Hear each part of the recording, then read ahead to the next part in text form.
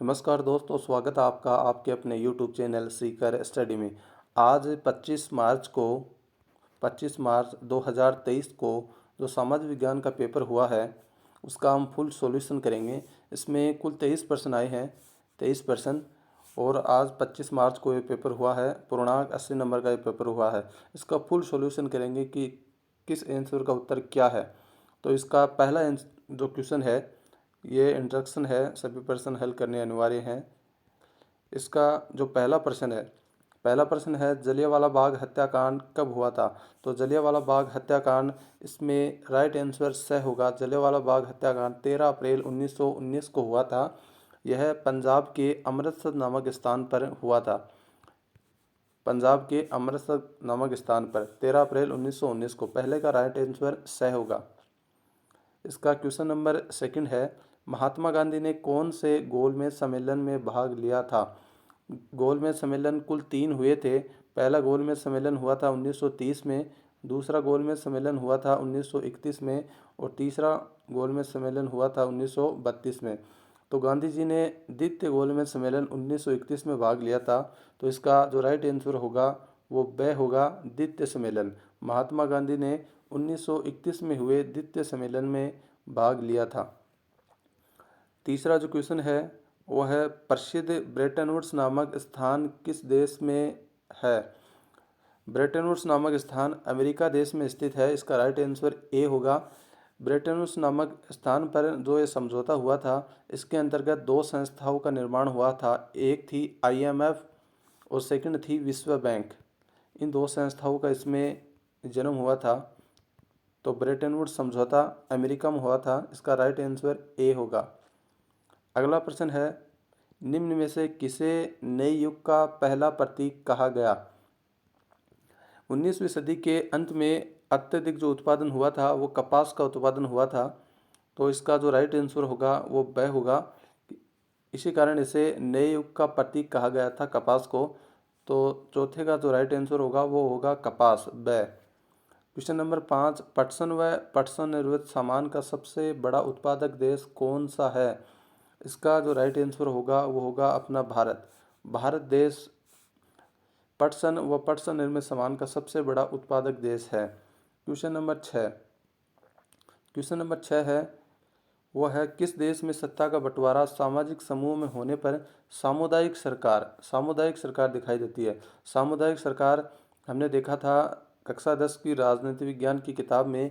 Belgium में सामुदायिक सरकार है। इसका राइट आंसर होगा स, बेल्जियम। इन क्वेश्चन में आप क्या करके आए हैं, कमेंट करके ज़रूर बताना कि आप कौन से क्वेश्चन का आंसर क्या करके आए हैं, आपका सही हुआ है या गलत हुआ है, कमेंट करके ज़रूर बताना। नेक्स्ट प्रश्न है, वो है, एक विचारधारा जो अधिकारों एवं अवसरों के मामले में स्त्री व पुरुष को बराबर मानती है वह है, यानी स्त्री और पुरुष दोनों की समानता पर बल देती है, वो विचारधारा कौन सी है। इसका सीधा सा राइट आंसर है वो है नारीवादी। इसका आंसर होगा ब, नारीवादी। क्योंकि जातिवादी होती है वो जातिवाद की बात करती है, तानाशाही होती है वह तानाशाही की बात करती है, ये सांप्रदायिक धर्म की बात करती है। तो स्त्री और पुरुष को बराबर मानती है वो होती है नारीवादी। इसका राइट आंसर होगा ब, नारीवादी। अगला जो प्रश्न है, 7 पार्टी अलायंस, इसमें क्या होता है कि 7 पार्टी एक साथ होती हैं। 7 पार्टी अलायंस, ये राजनीति विज्ञान की किताब का क्वेश्चन है। 7 पार्टी अलायंस का संबंध किस देश से रहा है। 7 पार्टी अलायंस का संबंध नेपाल देश से रहा है। इसका राइट आंसर होगा ब, नेपाल। नेक्स्ट क्वेश्चन है, बाजार में उपभोक्ता के लिए नियमों और विनियमों की आवश्यकता होती है, क्यों होती है। बाजार में उपभोक्ताओं के लिए नियमों व विनियमों की आवश्यकता क्यों होती है। पहला है उपभोक्ता की सुरक्षा के लिए, सेकंड है शोषण के लिए, आकर्षण के लिए और अनुचित व्यवहार के लिए। अनुचित व्यवहार के लिए कभी नहीं होगी, उपभोक्ताओं के शोषण के लिए कभी नहीं होगी, उपभोक्ताओं के आकर्षण के लिए कभी नहीं होगी। उपभोक्ताओं के लिए जो नियम और विनियम बनाए जाते हैं वो उपभोक्ता की सुरक्षा के लिए बनाए जाते हैं। इसका राइट आंसर होगा ए, उपभोक्ता की सुरक्षा के लिए। क्वेश्चन नंबर है 10, भारत में इसके द्वारा करेंसी नोट जारी किए जाते हैं। किसके द्वारा? भारत में करेंसी नोट जारी करने का कार्य आरबीआई का है। RBI, reserve bank of India, reserve bank of India से। इसका जो राइट आंसर होगा वो होगा से, reserve bank of India. Next question है, कौन सा प्रगलन उद्योग भारत में दूसरा सर्वाधिक महत्वपूर्ण धातु शोधन उद्योग है? इसका राइट आंसर ब होगा एल्यूमिनियम प्रगलन। नेक्स्ट क्वेश्चन है, निम्न में से कौन सी कंपनी एक से अधिक देशों में उत्पादन पर नियंत्रण अथवा स्वामित्व रखती है? उसे क्या कहते हैं? स्थानीय कंपनी कहते हैं, या सरकारी कंपनी कहते हैं, या राष्ट्रीय कंपनी कहते हैं, या बहुराष्ट्रीय कंपनी कहते हैं? आप इसका क्या आंसर करके आए हैं कमेंट करके ज़रूर बताना। इसका जो राइट आंसर होगा वो होगा बहुराष्ट्रीय कंपनी। जो कंपनी एक से अधिक देशों में उत्पादन, नियंत्रण और स्वामित्व रखती है उसे बहुराष्ट्रीय कंपनी कहते हैं। इसका राइट आंसर होगा द बहुराष्ट्रीय कंपनी। ये सेकंड क्वेश्चन है, इसमें रिक्त स्थान वाले क्वेश्चन है। अगर दोस्तों अभी तक आपने अपने चैनल को सब्सक्राइब नहीं किया है तो सीकर स्टडी अपने चैनल को सब्सक्राइब ज़रूर कर लें। इसमें आपको एकदम ऑथेंटिक उत्तर बताए जाएंगे। दूसरा जो प्रश्न है, रिक्त स्थान की पूर्ति कीजिए। इसका पहला प्रश्न है, प्रथम महायुद्ध 1914 से 1918 ईस्वी के बीच लड़ा गया था। प्रथम महायुद्ध मुख्य रूप से खालिस्तान महाद्वीप में लड़ा गया। तो प्रथम जो महायुद्ध था वो यूरोप महाद्वीप में लड़ा गया था। यूरोप महाद्वीप, तो पहले में आएगा यूरोप। सेकंड जो प्रश्न है, सुंदर लेखन की कला खालिस्तान कहलाती है। तो सुंदर लेखन की कला सुलेख कहलाती है। सुलेख। थर्ड जो प्रश्न है, सन खालिस्तान में श्रीलंका स्वतंत्र राष्ट्र बना। तो श्रीलंका स्वतंत्र राष्ट्र बना था 1948 ईस्वी में। इसका जो राइट आंसर होगा वो होगा 1948। यहाँ 1948 आएगा। नेक्स्ट जो प्रश्न है, यूएनडीपी द्वारा प्रकाशित मानव विकास रिपोर्ट। यूएनडीपी एसडीए रिपोर्ट जारी करती है। ह्यूमन डेवलपमेंट इंडेक्स यानी मानव विकास रिपोर्ट। तो यूएनडीपी जो मानव विकास रिपोर्ट जारी करती है उसमें 3 स्तर को अपनाती है, 3 मापदंड को अपनाती है। तो इसमें आपको पूछा है कि तुलना शैक्षिक स्तर खालिस्तान प्रति व्यक्ति आय के आधार पर करती है। तो जो तीसरा मापदंड है वो आपको यहाँ पर लिखना है। यहाँ पर क्या आएगा? तो यूएनडीपी मानव विकास रिपोर्ट जारी करती है तो 3 मापदंडों को अपनाती है। पहला है शैक्षिक स्तर, द्वितीय है स्वास्थ्य और तीसरा प्रति व्यक्ति आय। तो यहाँ स्वास्थ्य आएगा, स्वास्थ्य, इस खालिस्तान में स्वास्थ्य आएगा। नेक्स्ट जो प्रश्न है, खालिस्तान प्रणाली में मुद्रा का उपयोग किए बिना वस्तुओं का विनिमय होता है। तो किस प्रणाली में मुद्रा का उपयोग किए बिना वस्तुओं का विनिमय होता है? तो वस्तु विनिमय प्रणाली। यहाँ खालिस्तान में आएगा वस्तु विनिमय। यह आपको लिखना था, वस्तु विनिमय। वस्तु विनिमय प्रणाली में मुद्रा का उपयोग किए बिना वस्तुओं का विनिमय होता है। नेक्स्ट जो प्रश्न है वो है, 24 दिसंबर 1986 को भारतीय संसद में खालिस्तान अधिनियम पारित किया गया। तो 24 दिसंबर 1986 को भारतीय संसद में कौन सा अधिनियम पारित किया गया था? तो 24 दिसंबर 1986 को भारतीय संसद में उपभोक्ता संरक्षण, आपको ये लिखना था, उपभोक्ता संरक्षण अधिनियम पारित किया गया था 24 दिसंबर 1986 को। इसी कारण 24 दिसंबर को भारत में राष्ट्रीय उपभोक्ता दिवस भी मनाया जाता है, राष्ट्रीय उपभोक्ता दिवस। नेक्स्ट जो प्रश्न है 1800, ये तीसरा प्रश्न स्टार्ट हो गया अतुल्य गुणात्मक। इसमें जो पहला प्रश्न है, 1860 के दशक में किस देश के गृह युद्ध के कारण भारत से कच्चे कपास के निर्यात में वृद्धि हुई? यानी भारत ने अत्यधिक निर्यात किया था। किस देश में गृह युद्ध हुआ था जिसके कारण भारत ने कपास का अत्यधिक निर्यात किया था? तो अमेरिका। अमेरिका के गृह युद्ध के कारण भारत में कच्चे जो कपास था उसका निर्यात में वृद्धि हुई थी। नेक्स्ट जो प्रश्न है, अंतर्राष्ट्रीय पुनर्निर्माण एवं विकास बैंक को अन्य किस नाम से जाना जाता है? तो आपको पहले बताया था कि ब्रेटन वुड्स समझौता हुआ था अमेरिका में, उसमें दो संस्थाओं का जन्म हुआ था, एक थी IMF और दूसरी थी विश्व बैंक। तो अंतर्राष्ट्रीय पुनर्निर्माण एवं विकास बैंक को विश्व बैंक के नाम से जाना जाता है, विश्व बैंक, या हम कह सकते हैं वर्ल्ड बैंक। तो अंतर्राष्ट्रीय पुनर्निर्माण एवं विकास बैंक को विश्व बैंक के नाम से जाना जाता है। नेक्स्ट जो प्रश्न है, जोहानिस गुटेनबर्ग ने किस यंत्र का आविष्कार किया था? तो इन्होंने प्रिंटिंग प्रेस का आविष्कार किया था, प्रिंटिंग प्रेस।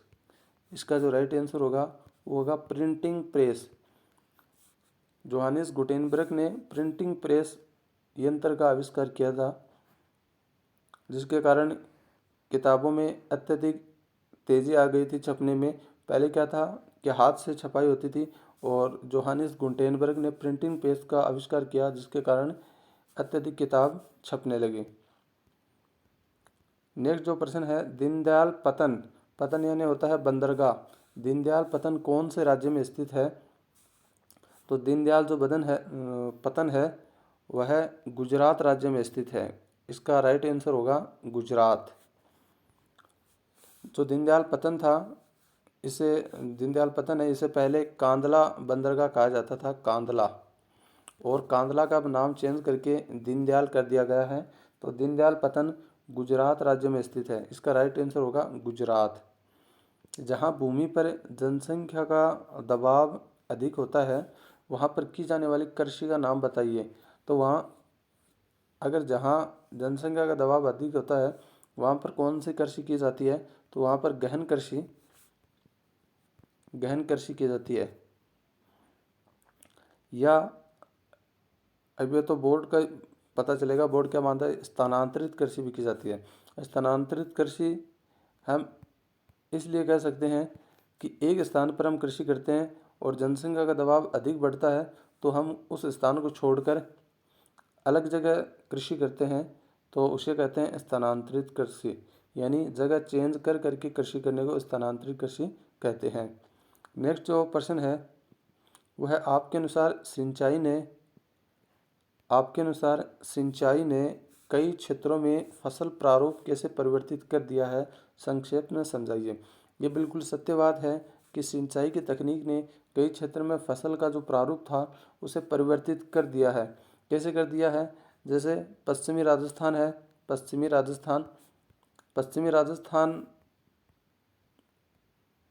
में पहले क्या होता था कि फसल न के बराबर होती थी, या हम कह सकते हैं कि फसल नहीं होती थी, पंजाब, हरियाणा, पश्चिमी राजस्थान उस क्षेत्र में। लेकिन बाद में क्या हुआ कि इंदिरा गांधी नहर के आने से उस क्षेत्र में फसल का पूरा प्रारूप ही बदल गया। जहाँ बहुत कम अनाज होता था वहाँ अत्यधिक अनाज होने लगा। वो किस कारण होने लगा? इंदिरा गांधी नहर के द्वारा अत्यधिक सिंचाई के कारण वहाँ जो फसल का प्रारूप था वो परिवर्तित हो गया। अगला जो प्रश्न है, समरूप समाज किन देशों में पाया जाता है? कोई दो नाम बताइए।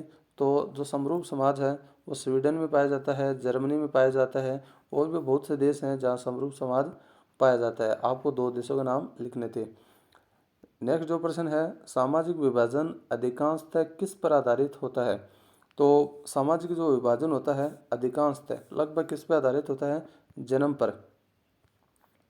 व्यक्ति जिस घर में जन्म लेता है तो वह उसी धर्म उसी जाति का हो जाता है।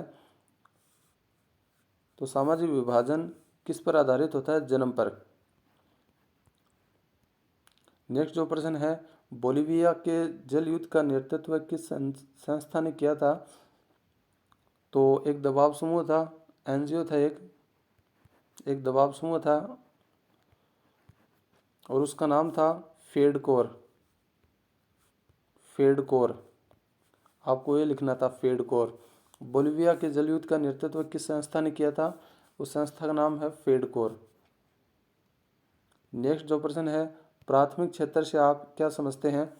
ये आपको बताना था कि प्राथमिक क्षेत्र क्या होता है।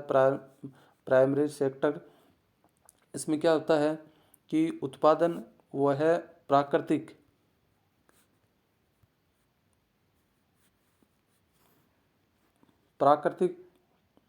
गतिविधियों से जो उत्पादन होता है वह प्राथमिक क्षेत्र कहलाता है, जिसके अंतर्गत कृषि होती है। ये उदाहरण है प्राथमिक क्षेत्र के, आपको लिखना था। कृषि, पशुपालन है, खनन है, खनन वह भी प्राथमिक क्षेत्र की गतिविधि है। कृषि, पशुपालन, खनन, डेयरी, मत्स्य पालन, ये सारे प्राथमिक क्षेत्र के उदाहरण हैं। यानी प्राकृतिक वस्तुओं का उपयोग करके जो हम उत्पादन करते हैं वो होता है प्राथमिक क्षेत्र। और विनिर्माण पद्धति से जो उत्पादन होता है वो होता है द्वितीय क्षेत्र के अंतर्गत। और द्वितीय क्षेत्र होता है उसे सेवा क्षेत्र कहते हैं। और प्राथमिक क्षेत्र को कृषि क्षेत्र भी कहते हैं। आप ये लाइन भी लिख सकते थे, इतना अगर लिख देते तो भी आपका आंसर राइट हो जाता कि प्राथमिक क्षेत्र कृषि क्षेत्र को कहा जाता है, और ये उदाहरण दे देते हैं। अगला प्रश्न है, ग्रामीण क्षेत्र में असंगठित क्षेत्र के श्रमिकों का संरक्षण कैसे हो सकता है? कोई एक उदाहरण दीजिए। असंगठित क्षेत्र वो होते हैं जिसमें कोई नियम, रूल एंड रेगुलेशन नहीं होता है। ग्रामीण क्षेत्र में असंगठित क्षेत्र जैसे किसी ने कोई छोटी दुकान कर रखी है, सब्जी बेचता है, ऐसे अगर कोई भी कार्य है ग्रामीण क्षेत्र में, वो असंगठित क्षेत्र में आता है। उसका संरक्षण कैसे हो सकता है? तो सरकार को नियमावली बनानी चाहिए, और जो भी ये काम करने वाले हैं इनका पूरा रिकॉर्ड होना चाहिए। आपको एक उदाहरण देना है। नेक्स्ट जो प्रश्न है, एक भूमिहीन ग्रामीण मजदूर के विकास के किन्हीं 2 लक्ष्यों का उल्लेख कीजिए। तो एक भूमिहीन जो ग्रामीण मजदूर होता है उसका विकास कैसे हो सकता है? कोई 2 लक्ष्यों का उल्लेख आपको करना था। ये खंड भी स्टार्ट हो गया है। इसमें जो पहला प्रश्न है वो है, वियना संधि की कोई 2 विशेषता बताइए। तो वियना संधि की आपको 2 विशेषता बतानी है। वियना संधि के अंतर्गत था कि किसी को भी गिरफ्तार नहीं किया जा सकता, जबरदस्ती यातनाएं नहीं दी जा सकती। ये वियना संधि की विशेषताएं थी। इनमें से आपको 2 विशेषताएं बतानी है। बाजार में श्रम की बहुतायत से मजदूरों की जिंदगी किस प्रकार प्रभावित हुई? बाजार में श्रम की बहुतायत यानी शहर में श्रमिकों की बहुतायत से मजदूरों की ज़िंदगी किस प्रकार प्रभावित हुई? तो श्रम की बहुतायत से उनको मजदूरी मिलने लगी। मजदूरी, अगर काम नहीं होगा तो वो मजदूरी कैसे करेंगे? तो श्रम की बहुतायत से उनको मजदूरी मिलने लगी, उनको रोजगार मिलने लगा। नेक्स्ट जो प्रश्न है, कर्तन दहन कृषि क्या है? कर्तन दहन, तो एक जगह कृषि करके उसको फिर उस जगह को साफ करके दूसरी जगह कृषि करते हैं, उसे कर्तन दहन कृषि कहा जाता है। वन्य जीवों की सुभेद्य जातियों पर टिप्पणी लिखिए। यानी जो जातियाँ जो खत्म होने पर हैं उसे सुभेद्य जाति कहते हैं। वन्य जीवों के संरक्षण के लिए कानून भी बनाया गया था। नेक्स्ट जो प्रश्न है, समय की मांग है कि हम अपने जल संसाधनों का संरक्षण और प्रबंधन कैसे करें? स्पष्ट कीजिए। इसमें स्पष्ट करना है कि जल है वो बहुत ही कम बचा है, तो उसका संरक्षण कैसे किया जा सकता है? तो वर्षा के जो जल है उसको संरक्षण करने की बहुत सी पद्धतियां हैं, वो आप लिख सकते थे। जैसे एक पद्धति है खडीन। जैसलमेर के जो पालीवाल ब्राह्मण है उनके द्वारा जो विकसित पद्धति है उसे खडीन कहते हैं। आप लिख सकते थे टांका, तालाब, नाड़ी, ये सारी वर्षा जल संरक्षण की पद्धतियां हैं। नेक्स्ट जो क्वेश्चन है, रेल परिवहन की अपेक्षा सड़क परिवहन की बढ़ती महत्ता के 2 कारण लिखिए। कि रेल परिवहन की अपेक्षा सड़क परिवहन के जो महत्व है वो बढ़ रहा है, इसके आपको 2 कारण बताने हैं। नेक्स्ट है, राजनीतिक दल के कोई 2 कार्यों की विवेचना कीजिए। राजनीतिक जो दल होते हैं उनके 2 कार्य आपको बताने हैं। तो जो पहला कार्य है वो है सत्ता प्राप्त करना। सत्ता प्राप्त करना, बहुत से कार्य हैं, चुनाव लड़ना, ये सारे राजनीतिक दल के कार्य हैं। आप लोकतंत्र को उत्तरदायी, जिम्मेदार और वैध शासन मानते हैं, क्यों? संक्षेप में समझाइए। तो लोकतंत्र को आपको आपको जो लोकतंत्र की विशेषताएं हैं वो विशेषताएं बतानी है। जैसे उत्तरदायी शासन है लोकतंत्र, जनता का शासन है, ये सारी इसमें आएंगे। नेक्स्ट जो प्रश्न है, लोकतंत्र को पुनर्भाषित करने के लिए इसमें जोड़ने के कोई दो बिंदु बताइए। तो लोकतंत्र को पुनर्भाषित करने के लिए इसमें आपको दो बिंदु हैं वो जोड़ने हैं। नेक्स्ट जो प्रश्न है, नवीकरणीय एवं गैर नवीकरणीय संसाधनों को परिभाषित कीजिए। तो नवीकरणीय संसाधन कौन से होते हैं और गैर नवीकरणीय संसाधन कौन से होते हैं? नवीकरणीय संसाधन जैसे हम जो प्रकृति से हमको मिलते हैं वो नवीकरणीय संसाधन है, और गैर नवीकरणीय संसाधन जो संसाधन कृत्रिम है, मनुष्य बनाता है, प्रकृति से नहीं मिलते हैं, वो आपको लिखना था। नेक्स्ट जो प्रश्न है, सार्वजनिक और निजी क्षेत्रों में विभेद कीजिए। सार्वजनिक क्षेत्र और निजी क्षेत्र। सार्वजनिक क्षेत्र वो होती है जो समाज व सरकार द्वारा नागरिकों के बेहतर जीवन के लिए जो कार्य किया जाता है वो होता है सार्वजनिक क्षेत्र, यानी जिसका उपयोग देश का कोई भी नागरिक कर सकता है वो होता है सार्वजनिक क्षेत्र। जैसे हम बात करें सरकारी विद्यालय होता है वह सार्वजनिक क्षेत्र है, उसमें कोई भी एडमिशन ले सकता है, उसमें कोई भी आपको मना नहीं कर सकता। जन्म, जाति, धर्म, किसी के आधार पर भी आपके साथ भेदभाव नहीं होगा। जैसे रेल परिवहन है, रेल है, रोडवेज बस है,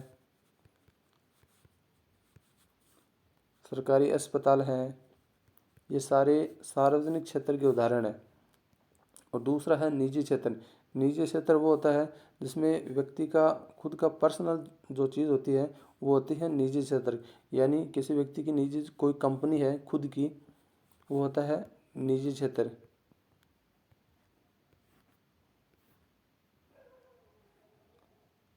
नेक्स्ट जो क्वेश्चन है, बैंक की ऋण संबंधी गतिविधियों की संक्षिप्त व्याख्या कीजिए। तो बैंक का कार्य होता है ऋण देना। तो ऋण की क्या क्या गतिविधि होती हैं उसके बारे में आपको लिखना है कि ऋण की दर क्या है, इसमें कितना ब्याज लगेगा, ये सारी गतिविधि आपको लिखनी है। भारत में उपभोक्ता आंदोलन को प्रभावी बनाने के किन्हीं दो कारकों का वर्णन कीजिए।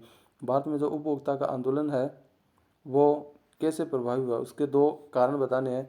आप उपभोक्ता आंदोलन 1986 में इसके लिए जो नियम बना था, कानून बना था संरक्षण के लिए। नेक्स्ट जो प्रश्न है, इटली के एकीकरण का संक्षेप वर्णन कीजिए। तो इसमें आपको लिखना था मेज़नी था, उसने इटली का एकीकरण किया। यदि आपको संसाधन नियोजन करना है तो आपको कौन कौन से सोपानों का प्रयोग करेंगे? संसाधनों का नियोजन यानी प्लानिंग आपको करनी है तो कौन कौन से सोपानों का प्रयोग करेंगे? नेक्स्ट है, भारत में महिलाओं को राजनीति में प्रतिनिधित्व देने की स्थिति पर अपने विचार व्यक्त कीजिए। कि जो महिला हैं उनको राजनीति में प्रतिनिधित्व देने की स्थिति।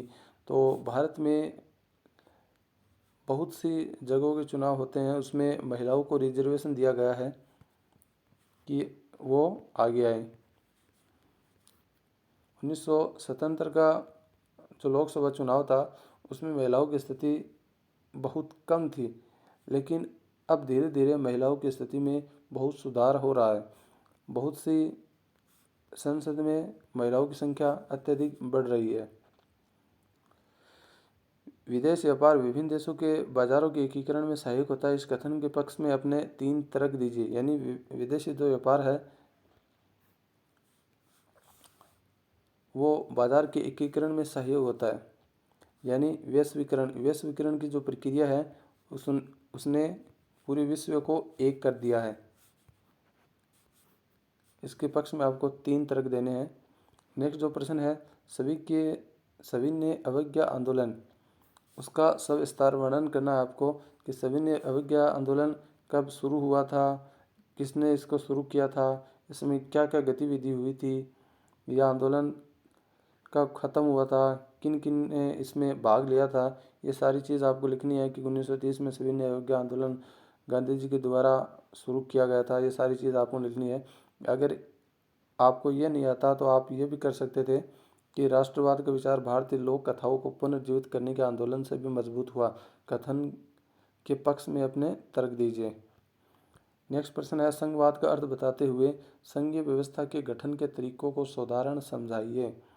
संघवाद का अर्थ बताते हुए संघीय व्यवस्था के गठन, आप यह कर सकते थे या आप यह क्वेश्चन भी कर सकते थे कि भारत में संघीय व्यवस्था के विविध स्तर बताते हुए इनमें शक्ति वितरण की सूचियाँ, जो शक्ति वितरण की 3 सूचियाँ हैं, पहली सूची है संघ सूची, दूसरी सूची है वह है राज्य सूची, और तीसरी सूची है वह है समवर्ती सूची। इसमें क्या होता है, संघ सूची में कानून बनाने का अधिकार संघ का होता है, राज्य सूची में कानून बनाने का अधिकार राज्य का होता है, और समवर्ती सूची होती है उसमें कानून राज्य और संघ दोनों बना सकते हैं, लेकिन गतिरोध होने पर, विरोध होने पर संघ का कानून मान्य होगा।